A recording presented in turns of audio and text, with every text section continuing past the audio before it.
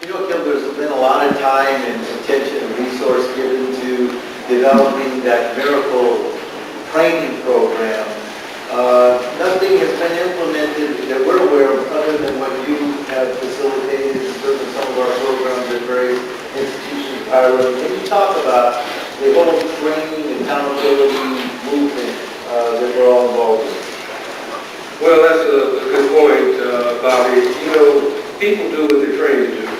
And no training, no response. The same thing with our youth. Our youth are a direct reflection of what we bring to the table. So what we see in them, from them, and through them. Well, first of all, the first time I was here on this panel, I was accompanied by our beloved brother and founder of Unity One, Mr. Darren Taylor. So I miss him personally, and a lot of us miss him. And I thank Professor Michelle Talley, who was the brainchild of the symposium with Bo and Hector, who's here. So I'd like to just take a moment of silence on behalf of our brother who passed, who sacrificed his life for other people's lives, Mr. Bo Taylor. Over and over again, that prevention works, intervention works.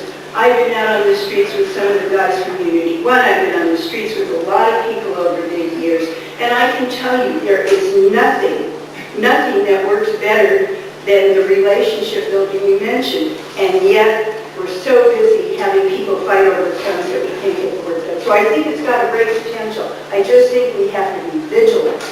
We have to make sure it's implemented the way it's intended.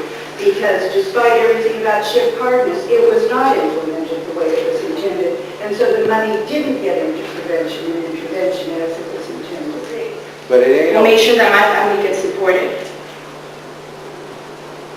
A vote on Prop 6 will make sure that my life is turned upside down.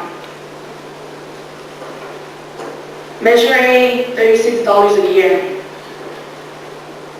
Every tax, most voters get freaked out when you hear tax. Because, of course, we know that we're in a state of bankruptcy and we're in a crisis where all of our pockets are being affected, and everyone freaks out when we hear tax. One vote on this campus. The whole world. We care about it. Yep. Young man just read poetry for us. I wonder how many people will know about that poem. So my question to all the adults is tell me, how can we get that poem to LA Times, to New York Times, to CNN? Enough is enough. $12 billion a month.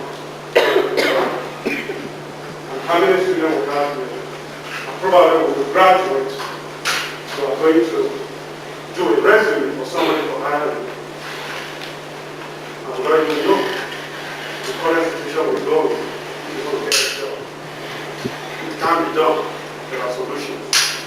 But I appreciate the poem that was read earlier. Many of you, I know I've seen you on the community line with my program. My name is Gordon Turner. I'm a deputy city attorney. I'm actually a criminal prosecutor. And I just have to agree with the comments of the panel. Number one, we're not going to be able to arrest our way out of this problem. The prosecutor, I'm telling you, it's not going to happen. And I really believe, and I've seen with my own eyes, my own experience, myself doing work out there in the community, trying to get youth out of gangs and trying to stop them from getting into gangs. It's not going to be a brother in a suit from downtown. And supporters of Unity One. So I asked Bo, I said, Bo, are you in this for the long run? Or this is going to be a fly-by-night movement? And Bo looked at me straight in the eye, and John was there, and the gentleman with the camera right there now was also in this midnight discussion. And Bo looked at me in the eye and said, I'm committed to saving lives. First thing I do is always thank God for giving me myself the opportunity to be here and to express my thoughts and feelings. But I also thank God for giving me the opportunity to spend the last 3 years of Bo Taylor's life being mentored and guided by him One of the things that Bo had taught me was how to change the mentality and the behavior of young people. He taught me how to help young people transition through the process of being disconnected from society. But sitting here today, I'm thinking, I appreciate Bo. Pleasure to be here today. I'm from Belize. I don't know if you guys know where Belize is. It's in Central America. I came out here when I was 17 years old. And I thought I walked into hell. Because I walked right into a community that was violent, full of drugs, a lot of killing. And I just became a part of it. Lost 6 members of my family through gang warfare. Here I am today. I met Bo about 6 years ago. And they take Crips and Bloods all in the villages, crevices of Belize. We got to try to do and be solved a lot of that problem from Belize. So I'm just here, you know. I just want to share with you how I met Bo Taylor. He came from my community with one of my big homies, and they was concerned about, man, is he with the ceasefire, or is he with, how is his mind framed? Is he with the peace or whatnot? So my mind was already on peace. It's just that I never acted out until I met Bo Taylor. But he taught me a lot of things, about social change. Man, we have to begin to, like a lot of the panelists said, we have to begin to change the mind frame of the people, the community, man. And that's one thing Bo, he stipulated about it. I know about as Mohammed said, 3.5 years ago, it was just a conversation with Bo Taylor, as well as Mohammed, and some of the students from the Department of Social Welfare.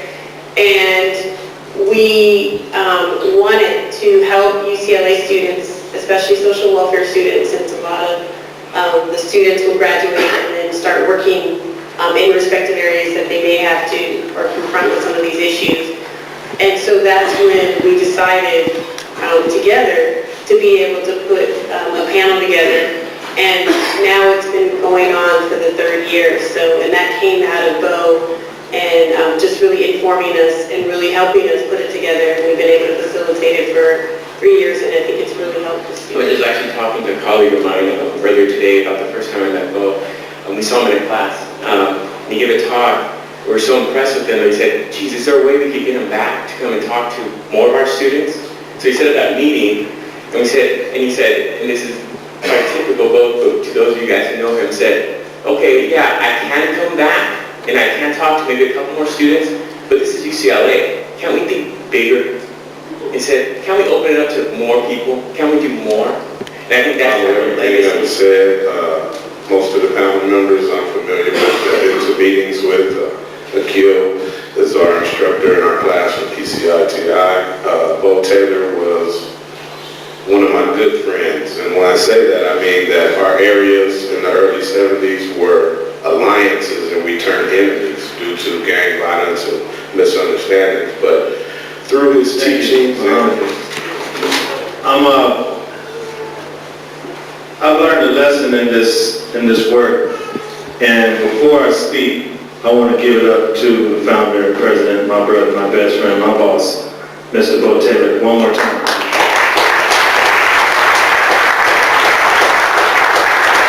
He taught me not only to humble myself, but just to remember that things can be worse on the other side. And along this road of him teaching me about this work as quick as he could, I found that there's